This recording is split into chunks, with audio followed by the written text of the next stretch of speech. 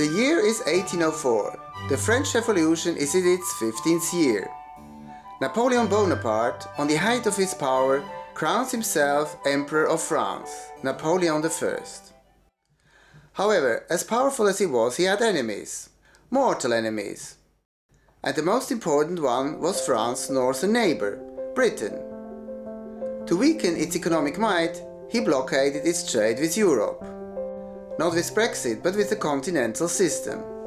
The British, unsurprisingly, were not amused and had the means to fight back. They blockaded Europe's trade with its colonies overseas, which at that time were mainly in the Americas. This had consequences above all for one commodity Europeans had become addicted to since the discovery of that continent: sugar.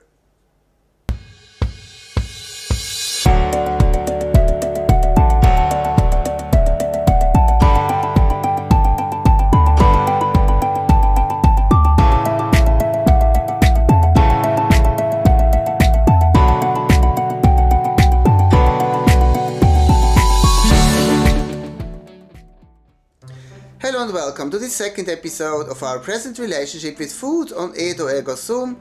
I am what I eat. In the first, we were looking at how we have manipulated the plants we eat with select breeding techniques to make them more productive for us.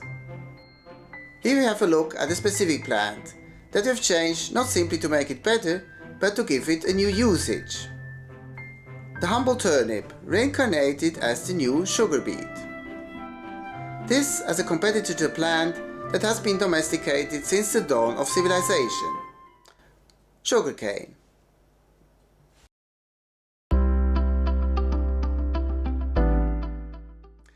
Sugarcane is a tropical grass that has been cultivated first on the island of New Guinea in its agricultural revolution at about 6000 BC, from where it spread to other tropical regions such as southern China, India, Madagascar or Hawaii. It was known to the Greeks and Romans in antiquity as an expensive Indian import, and was only slightly more affordable in the Middle Ages when Europe bought it from the Arabs. For most of Europe, honey then was the sweetener of choice, being much more affordable. All this changed with the discovery of the Americas, which, with the Caribbean and Brazil, presented Europe with a vast area with a tropical climate that could be used to produce expensive imports such as sugar or coffee. Skyrocketing sugar production turned neither Massachusetts nor Virginia, so the future United States, into the most valuable British colony, but the tiny island of Barbados in the Caribbean. 17th century Britain was not alone in this line of thinking.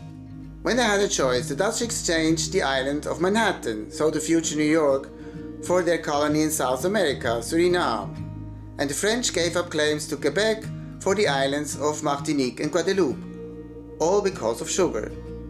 How and why sugar production flourished in the New World, with all its positive and negative consequences such as slavery, is a subject of another video about the Columbian Exchange, but that it did flourish can be seen from Europe's consumption record.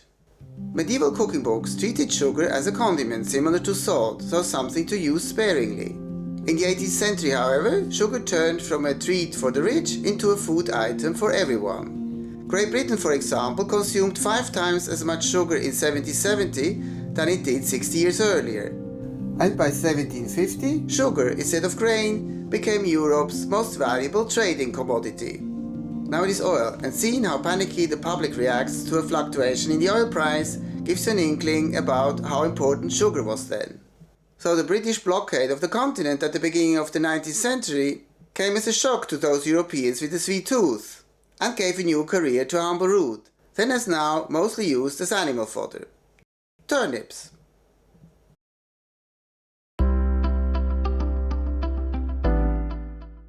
As a brassica, a member of the cabbage family of plants, turnips have been cultivated in the northern half of Europe for a long time.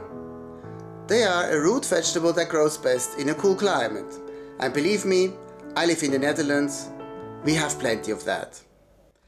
Turnips were part of the 4-year crop rotation system that enabled year-round livestock feeding, an important ingredient of the modern agricultural revolution from the 18th century onward.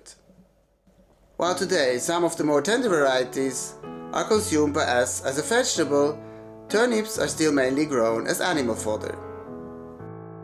One of the regions with a big turnip production was Prussia, where Eastern Germany and Poland are now located.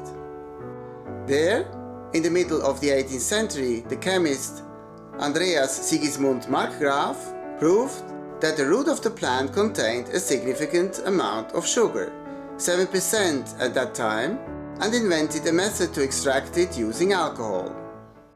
With selective breeding techniques that increased the sugar content of the new vegetable, the new sugar beet was born. It did, however, at first not attract much demand, as its ability to compete with cheaper cane sugar from the colonies was limited. That is, until the French Revolution got underway.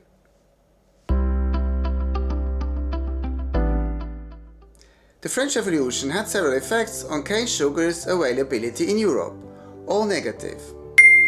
Its new ideas of liberty and equality clashed badly with existing slave societies in the colonies on which cane sugar production was based.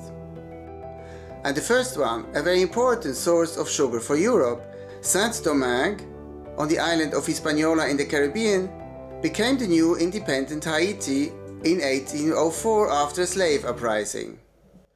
Saint-Domingue was the pearl of the French colonial empire, the richest of its colonies, as it provided Europe with about half of the sugar and coffee the continent consumed.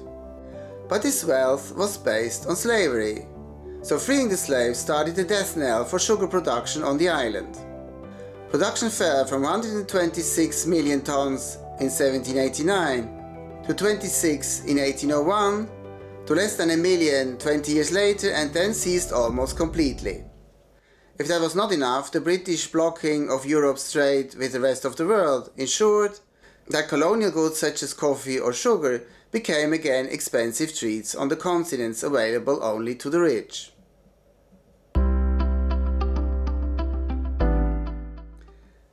As later in the two world wars, where Europe was again cut off from supplies from overseas, continental Europe turned to ersatz, substitute production to replace the precious originals. For coffee, which was also in short supply, this meant a substitute roasted powder made from chicory roots. This has stayed on as some people like its taste. You can even buy it today. It is mostly marketed as a caffeine-free coffee alternative. As for sugar, being cut off from its cane competitor was just what the new sugar beet needed. The continental blockade gave the new plant a ready-made market, with a lot of eager buyers devoid of an alternative. Beet production hit off. Napoleon himself ordered the first factory with several thousand hectares devoted to the new vegetables to be put up in France, and other countries followed suit. In the 1830s, the new beet was introduced into the northeastern United States as a slave-free alternative to cane sugar. This was promoted by abolitionists, people who opposed slavery. Of course, sugar beet underwent the same improvement process as you have seen in the last video at the example of avocados and watermelons. The sugar content of the plant continuously increased from 7% when Markgraf made his invention to about 20% today. By 1880, more than 50% of the world's sugar production came from beet sugar.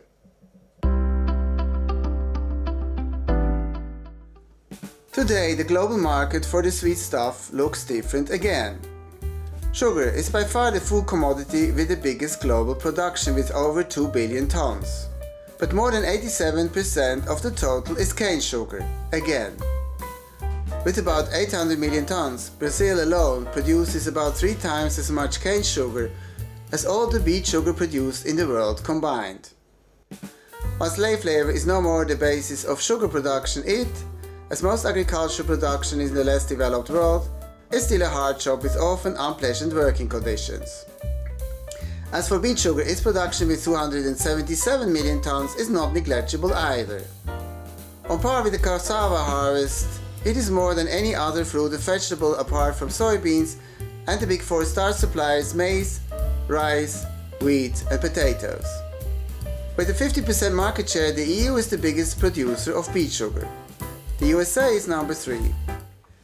As with any agricultural commodity produced in the rich world, it is questionable whether production would be the same without ubiquitous subsidies. So has beet sugar a future? Probably yes, since the country with the biggest production is not an EU country, not the USA, but Russia. Russia does help its farmers too, but is not in a financial position to match the EU's or America's agricultural subsidies. On par with its other agricultural commodities, beet sugar production is increasing again, and the country is now the biggest global exporter of the sweet stuff made from beets. The threat to beet sugar production, if we can call it that, comes from two other areas than a possible lack of subsidies. The first is the obesity epidemic. It has led to a whole plethora of artificial sweeteners, using everything from pure chemistry, microbial fermentation, to birch bark. Artificial sweeteners deserve their own video, as their implication on our health is not without question, but their increasing use means that we need less sugar for our nutrition. The second is its old rival, cane sugar. Cane sugar production is in the news even today, sometimes because of its questionable labor practices, but the plant itself is a biological powerhouse. It is a C4 plant, best suited to a hot, humid tropical climate. No wonder, since the plant came from New Guinea. As such, it owes its huge production volume not so much to area, but to an outlandish productivity. Since as a grass suited to a tropical climate, it beats mere mortals such as wheat or rice, which are conventional C3 plants, by the mile. While with a lot of agricultural research, both the wheat and rice yields get closer to the 10 tons per hectare mark, cane sugar dwarfs this with its 70. In research fields in Brazil, even 200 tons per hectare were achieved. If fields like this ever become a reality on a large scale, then it is really questionable whether we will have a need for beet sugar at all in the future. Beet sugar as a reinvented turnip has become a new vegetable 250 years ago, and so far has stayed with us as one of the major food commodities we produce.